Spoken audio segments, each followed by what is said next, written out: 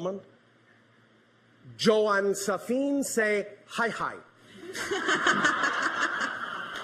Oh, all right. They also say hi hi. Well, we say hi hi to them too. All right. What about saying hi hi as well? Hi hi. Hi hi. Thank you, Bashar. Thank you That was lovely. for allowing us to share a portion of our experience of life. Yes, we're looking forward to more. Hi, Bashar. And to you, good day. I just want to thank Speak you. up and be bold so that all may hear what you have to share. Sorry. I just want to thank you for acting as a reflection for me. We thank you for allowing us to do so. I have a question about instant manifestation. Instant manifestation, yes. I know that everything instantly manifested and all through the time delay. Yes. Time delay, remember, time delay is just an illusion. Right. There actually is no such thing as a time delay. Okay. There is always instant manifestation, every moment.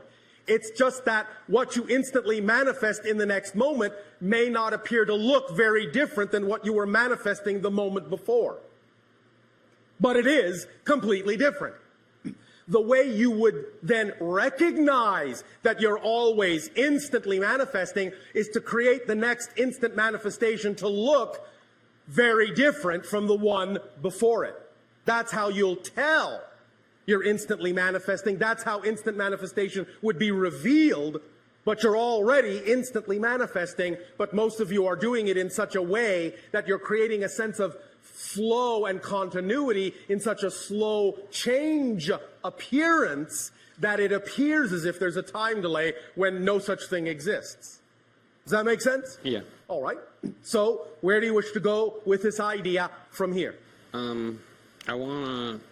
Speak up. Sorry. I wanted to create a device or a thing that allows instant manifestation. But you are the device or thing that creates instant manifestation. I know that, but... You want to create a reflection, a simulacrum Yeah. of that. It would be an equivalent of the controls of the holodeck. You may do that if you wish. What is the first thing your imagination tells you as what would be the best way to approach creating such a simulacrum? It tells me to start getting rid of my belief systems. No, not getting rid of them, transforming them. Bypassing them, yeah.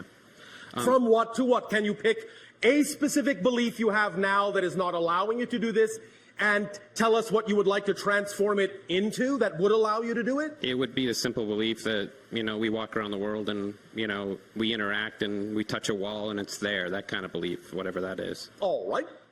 And what kind of a belief can you actually replace it with that would allow you more flexibility and malleability in the illusion of space-time? Well, I was thinking about beliefs as maybe like a virus. Could I program a belief to be a virus and take out the beliefs in the way? All right. You can do that. Okay. The zone, neutral zone that you were talking about, Yes. I assume that's a method to get that done? It is one permission slip that takes advantage of certain strong underlying archetypal common energies for you all. So yes, it might work for you as well. If you wish to apply any specific twist to it in your imagination, feel free to do so because your imagination knows what it's doing when it does that. Do you have a practical method you could suggest to me? Was that not a practical method? Yeah, it was. Maybe So what other practical method are you referring to? more in alignment with my excitement. Allow yourself to sit in an empty room, and besides the room, have one other object of your choosing in that room. I would suggest that the object be of a homogeneous material. You understand? Not many mixed materials. Okay. One homogeneous thing. As you sit in the absolutely empty room with that homogeneous thing, allow yourself to view it in relatively low light, whatever color seems peaceful to you. have the light behind you so you can't see it, but have it be bright enough just to see the thing. And as you look at that thing, remember what we said about the prime radiant. Do you? No. All right. Sorry. Imagine this first. What your scientists call a subatomic particle. This is just a euphemism, but it will do for this exercise, all right? A subatomic particle. Can you imagine that? Sort of. Sort of. All right, doesn't matter. It's not a precise thing because, as I said, it's only a euphemism. It's only a symbol. Whichever way you choose to depict it will work, all right? Okay. All right, so do you have the picture of that subatomic particle? Yeah. All right, now, imagine that this subatomic particle has no restrictions, no limitations. It can actually move at infinite speed if it wants to. Can you imagine that? Yeah. If something can move at infinite speed, that means it can be everywhere at once, correct? Right. Yes? Yes. That means it could appear to be more than one particle, couldn't it? Yes. All right. But you know it's the same particle, yes? Yes. All right. That is actually how reality is structured. All of the subatomic particles in you are the same subatomic particle, and they're the same subatomic particle in every single person in the room, and on the planet, and in the universe. The same one particle. Not the same one kind. The literally same one particle makes up everything by being so infinitely fast that it can actually appear to be another particle and another particle and another particle next to itself at the same time.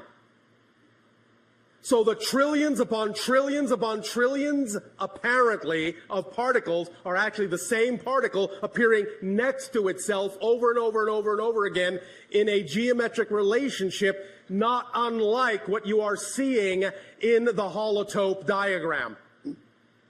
Traces that path on a multitude of dimensions beyond what's represented here, but nevertheless, that's a good slice or shadow of the idea of a higher dimensional form that represents the geometric path that particle is tracing at infinite speed. And every time it crosses itself, every time it crosses its path, it creates the idea of another particle.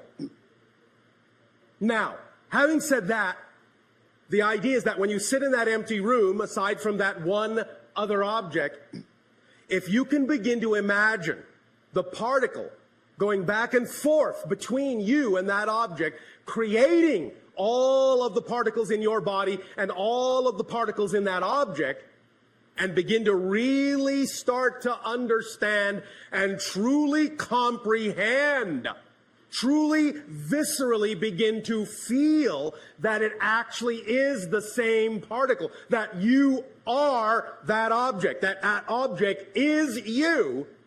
As soon as there becomes no difference between you and that object, you will achieve the state you are looking for, because you will become equal to any other thing you call an object, and there will be no concept of blockage between you. You can become, you can pass through, up, down, it doesn't matter. You can, in that sense, become immaterial to each other because you recognize you are one and the same thing at that moment, and you can trade places in any way, shape, or form you wish. How's that as an exercise? That could work. Yes, it could. So play with that and see what happens, all right? Yeah, I was wondering, is it possible to, instead of do it that way, is it possible to contact a higher consciousness? Yes, of course. Okay. Remember, what we have initially said also is that the whole point here is to contact your own higher consciousness as well, because if it's not part of the equation, you actually won't be able to contact another higher consciousness. We wish to tell you all a little secret that we have recently begun to reveal to many of you. You're talking to your higher self right now, but you are allowing us to color it for you with our consciousness to allow you to give yourselves permission to talk to your higher consciousness. You're using us as a simulacrum to give yourself permission to talk to your own higher minds. But your higher mind is who you're actually talking with when you speak with us. So go have fun. Your higher mind will be with you. All right? Thank you. Thank you.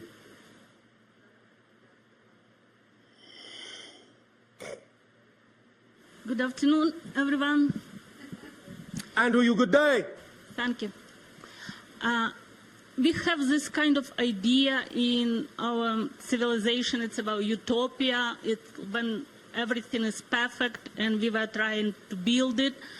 And how it's like your civilization doesn't look like... Our civilization operates on what you would call perfect synchronicity. Everyone is where they need to be, when they need to be there, interacting with perfectly who they need to interact with at exactly the right place and the right time. No one tries to do anything. Everything just happens automatically, like an automatic choreography. We are all in perfect harmony, all in perfect joy, because the only thing that excites us is to do what excites us. And everything that excites us harmonizes perfectly with everything that excites everyone else, and we all come together to do things, and we all split apart to do our own things, exactly when we need to. So how we come up with these ideas, it's not kind of... It doesn't remind anything like you was talking about this neutral zone and your civilization. As each and every one of you learn to validate the individuals that you are, you will start to recognize that unity, complete harmony, is the product of absolute validation of all the individuals within the union. So by each individual becoming more their full self, by acting on their passion, by going into this neutral zone, becoming a fully balanced being, then each individual will begin to work in perfect harmony with every other individual who also does the same. And the more individuals that do that and create that state of being will then create a harmonious world. But you must understand another secret about the idea of changing your world. You actually don't change the world. You just change yourself and shift yourself to a parallel Earth that is already representative of the vibration you have changed to. The old Earth is still there. It's just that you're not focused on it anymore. Does that make sense to you? Yes. Does that help you? Yes. Thank Thank you. you. And a small question. Like, I don't remember any experience like people describing about a lot of with abduction and everything else. Yes. Does it mean that I don't have any relatives in other civilization? It does not mean that. It just may mean that they didn't happen that way. Ah. Mm-hmm. You understand? Yeah. You all have relatives in other civilizations for a variety of reasons, but it may not necessarily have taken place that way. Mm-hmm. All right? All right. And another question, like in the childhood, I always had this, I don't know, memory or idea that like I was brought here for this kind of strange program. All right, well, maybe you do have relatives that way. Yeah, it's kind of, I thought maybe it's how you, yeah. If there is any need for you to remember many of these experiences and interactions, then as your life unfolds by following your passion, you will automatically remember. Remember, you will never miss an appointment that you need to keep. The only way to miss an appointment that you have arranged is by worrying that you will miss the appointment. That's the only way to miss the appointment. Otherwise, if you don't worry that you'll miss the appointment, you cannot miss the appointment. So you will remember everything you need to remember. You will keep every appointment you need to keep by just following your passion. It's an automatically organizing principle. So if there's anything about this you need to remember, it will come to you in whatever way serves you best. All right? Thank you. Thank you. Pleasant dreams. Thank you.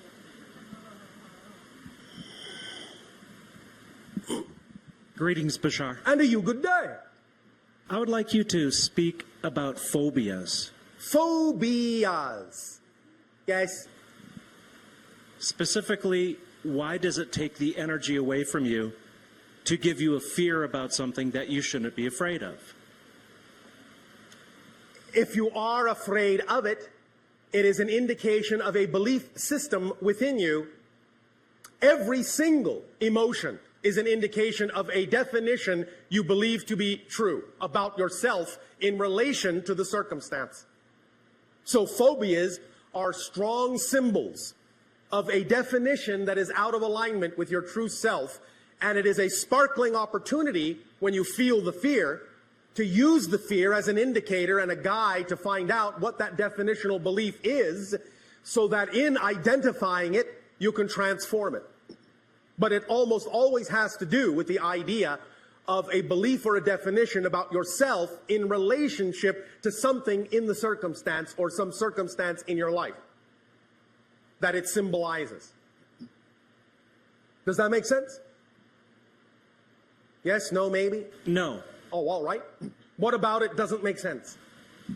The way that it controls my higher consciousness, that I'm very passionate about being somewhere else.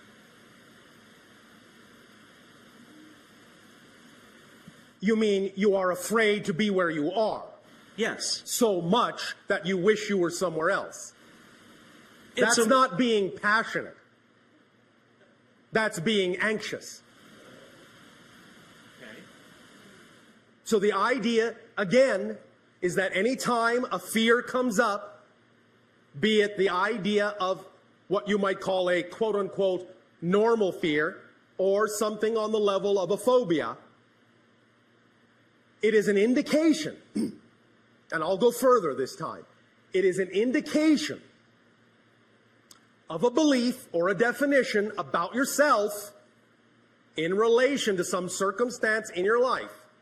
That's what a general fear is, an indication of some negative belief about yourself in relation to some circumstance in your life. A phobia, being that it is so much more amplified or magnified, is an indication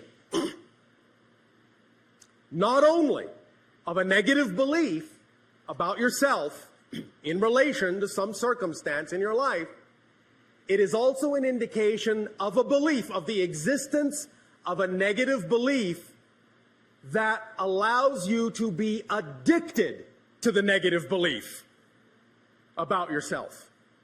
It's a reinforcer, an amplifying belief that's also negative. That's why it's a phobia. That's why it is so highly amplified. Does that make sense? Yes. So, nevertheless, still an opportunity to ask the ultimate question in any and all of such circumstances when they crop up. The question being, what would I have to believe is true about myself in relation to some circumstance in my life for me to feel this way about this thing? What does this symbolize to me in my life? When you start asking those kinds of questions in a meditative, quiet state, once you have neutralized the idea, you will start getting answers about what belief system the phobia represents. So the first step is when you feel the fear, all right, be somewhere else, back away, neutralize it, don't put meaning into it, remove the negative meaning. It's just a situation, it's a neutral prop. It's nothing. It means nothing at all. Now then ask the question, what would I have to believe is true in order to have this fear, to have this feeling about some circumstance in my life that this thing represents? When you do that from a neutrally balanced place of meditation and you're quiet and listen for an answer, you will start to hear your higher mind answer you about what the negative belief actually is. You'll start to get a feeling. You'll start to get a picture. You'll start to hear something, or you'll just get a knowingness Something will just pop into your head, or you'll feel inspired about something. You will get some information. But that's the question. What do I have to believe is true about myself in order to feel the way I do? That's the fundamental question. Make sense? Yes. Does that help you? Yes. Anything Thank else? you. No, thank you. Thank you. Thank you. I'd also like to talk to the teleconference attendees for just a moment and let them know that if we do have a dropout of our signal, to stay online because we will reconnect you. So thank you all for joining us. Would you like to ask a question? Okay, go ahead and sit here. Hi, Bashar. Good day. It's wonderful to be with you again still. It is always a joy for us to interact with each and every one of you. Thanks. I was hoping that you could answer to identify for us what the chemtrails are that have been happening around the planet and whether this... We will not talk about chemtrails. Okay. That data is no longer available from this terminal. Okay. Otherwise, can you tell us anything of the the man-made genetically manipulated virus, the H1N1 swine flu that apparently is man-made? That data is no longer available from this terminal. And then otherwise... Are you noticing a pattern? Yes. And, well, third one, and I hope it's not the same response, but the question of the apparently impending compulsory vaccination that is planned for everyone to have. That data is no longer available through this terminal. Okay. Do you know why? No. These are all negatively oriented, fear-inducing based belief systems. Okay. In this particular time now of our interactions with all of you, we simply cannot expend frequencies and energies in those domains.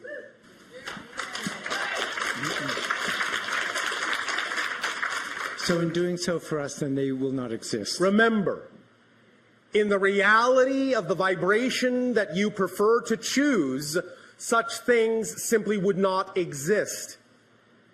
Therefore, it is pointless to discuss things which are not a part of a reality you say you don't prefer. Great. Well, thank you. Do you understand? Yep, I do. That's wonderful. We know that to many of you this may seem simplistic, but it is actually quite powerfully profound if you really take the full meaning of this to heart. So thank you for allowing us to reflect the idea of the preferred vibration of the new reality back to you. Thank you. That's very empowering. Thank you.